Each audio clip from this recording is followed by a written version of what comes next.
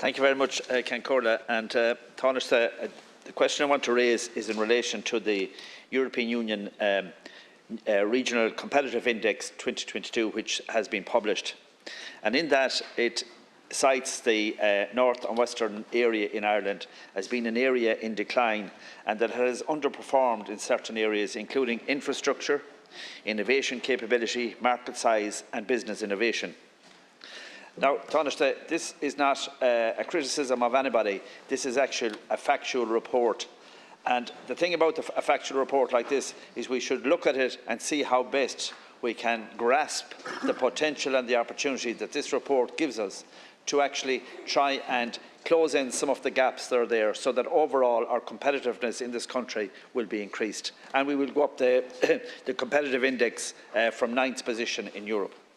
There are areas that we should be looking at to do that. And I want to first of all acknowledge the fact that the National Broadband Plan is in place, which I was part of getting in the last government, that there's a lot of work going on under the Urban and Rural Regeneration Funds and a lot of work being done by Minister Heather Humphreys. But I do say that we need to take a different approach here to actually make sure that we increase the competitiveness of this area. And I would say that we need to look at the designation of the area maybe for enterprise and how we can best incentivise foreign direct investment to come into the area. And one of the other gaping things that I see there is the fact that we have huge potential on the Atlantic for offshore energy.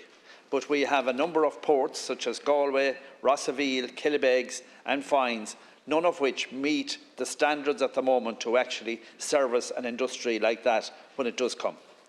So we take that, we take the outer bypass in Galway, which is, we could write a book on it. We take the fact that we need to join up our railways in the west of Ireland from Sligo right down to Galway, down to Limerick. We need to do all of that. We need to put in sewerage and make sure that we have land that is serviced for future development. We had Intel looking at Galway last year, the year before, to actually locate a major chip manufacturing plant there, which would give a huge amount of investment and jobs into the region. It didn't come there, but that's okay. At least they looked at Galway, they looked at that site. So I think what we need to do is to make sure that when the next Intel or whatever comes to look at it, that we have the infrastructure deficits put in place so that it becomes a reality. And I think there's an opportunity here to tap into Europe for funding to help develop the region and in turn develop the total index competitive of Ireland within the European Union. Thank you, Deputy Canney. Thank the Deputy for raising the issue in the context of the Regional Competitiveness Index report from the European Commission, confirming that the Northern and Western region is a lagging region in respect of other regions across the country. Just to say, there is unprecedented investment now going into the North West region. You've mentioned the National Broadband Plan, but there's about 42 separate public capital projects in the Northern and Western region listed in the National Development Plan, including in the following areas: enhanced regional connectivity, the N56 Dunglow to Glentees and Donegal, the N5 Westport to Turlock and Mayo, and the N5 in Roscommon. There's new buildings at the universities in the region, investments in water infrastructure in the region, investments in the electricity transmission network in the region, and investments in the Greenway in the region. And also in terms of inward investment, in terms of designations, and that we're seeking to get more industrial activity and inward investments. And it is gratifying that the majority of investments now are going to the regions of inward investment organised by the IDA outside of the Dublin region. There has been investment to enhance, the significant investment under the Urban Regeneration and Development Fund and the Rural Regeneration and Development Fund. Both those funds, I think, have been game changers in respect of investment in rural Ireland, towns in particular, and then in villages in terms of the Rural Regeneration and Development Fund. The North and Western region is benefiting from investment funded by the European Union's National Recovery and Resilience Plan and the Brexit Adjustment Reserve as well. And the Commission in November approved a €217 million investment package under the European Regional Development Funds programme for the regions.